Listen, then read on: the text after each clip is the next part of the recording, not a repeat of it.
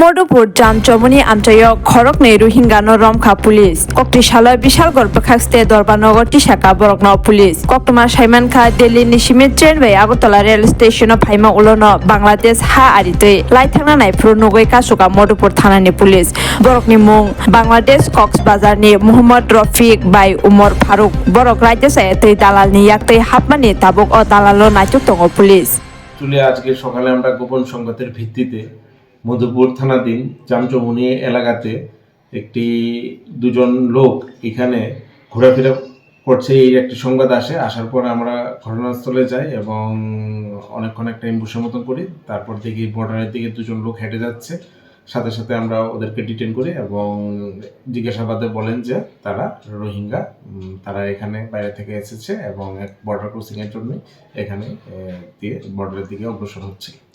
কি নাম স্যার তাদের? একজনের নাম হচ্ছে গিয়ে আপনার ফারুক, আরেকজনের নাম হচ্ছে গিয়ে সহিল। তারা কোথায় থাকতো? তারা মেনলি বাড়ি হচ্ছে বাংলাদেশ কক্সবাজার যেটা বললো, আর তারা যা বললো প্লাস্টিক কোম্পানিতে কাজের জন্য দিল্লিতে এবং পরবর্তী সময় জম্মুতে তারা কাজ করছে। আপনার থানা এলাকায় মানে কোন সীমান্ত দিয়ে তারা যাওয়ার কথা ছিল? কোন সীমান্ত ওরা তো ডাইরেক্ট আইডেন্টিফাই করতে পারেনি এখনো, তাই ইনভেস্টিগেশন চলছে।